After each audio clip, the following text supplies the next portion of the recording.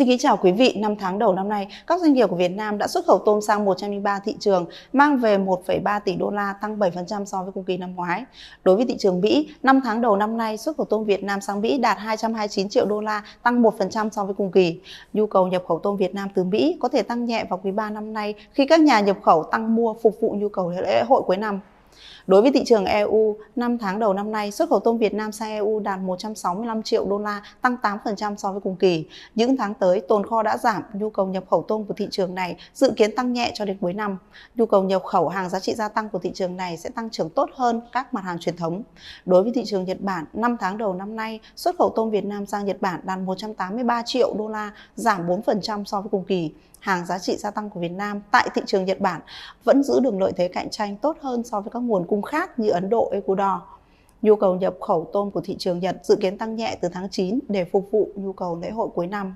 Đối với thị trường Trung Quốc, những tháng tiếp theo cho đến cuối năm, Ecuador, Ấn Độ và Indonesia sẽ tập trung nhiều hơn vào thị trường này do bị Mỹ áp thuế cao. Vì thế, tôm của Việt Nam xuất vào Trung Quốc sẽ khó khăn hơn về giá, đặc biệt là tôm sú và tôm thẻ nguyên con. Về tình hình giá tôm nguyên liệu tại các tỉnh khu vực đồng bằng sông Cửu Long có xu hướng giảm mạnh kể từ tháng 5 đến nay. Nguyên nhân của việc giá tôm giảm mạnh theo một số doanh nghiệp và thương lái là do nguồn cung vượt cầu. Bên cạnh đó, tôm đang vào vụ mùa, thời tiết thuận lợi nên sản lượng thu hoạch lớn. Cùng với đó, các công ty thu mua tôm xuất khẩu giảm lượng mua do hoạt động xuất khẩu của các doanh nghiệp tôm cũng phải đối mặt với không ít khó khăn do nhu cầu thị trường chậm, giá cước vận tải biển tăng do căng thẳng Biển Đỏ và thiếu container. Trong khi đó, giá tôm từ Ấn Độ, Indonesia, Ecuador đang chào với mức giá thấp.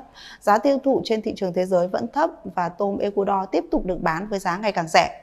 Theo một số doanh nghiệp, xu hướng giá tôm trong thời gian tới chưa rõ ràng vì bên cạnh yếu tố nhu cầu thị trường còn tùy thuộc vào vụ mùa chính của các cường quốc như Ecuador, Ấn Độ, Việt Nam.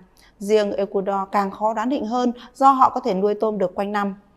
Nhưng khả năng giá tôm giảm thêm sẽ khó xảy ra bởi gần đây đã có vài doanh nghiệp nâng giá thu mua dù chưa nhiều nhưng điều đó cho thấy doanh nghiệp vẫn đang có nhu cầu thu mua tôm nguyên liệu.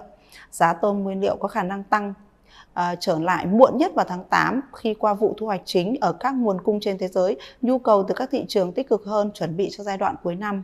Cơ quan chức năng đã có khuyến cáo người nuôi ổn định tâm lý, tránh thu hoạch tôm ồ ạt, duy trì thả nuôi với mật độ thưa hơn, kéo dài thời gian nuôi để thu hoạch tôm cỡ lớn, hoặc có thể tăng mật độ nuôi để tăng sản lượng thu hoạch, tiến hành thu tỉa, số lượng còn lại trong ao sẽ có môi trường thuận lợi để tăng trưởng nhanh hơn. Xin cảm ơn quý vị đã chú ý theo dõi.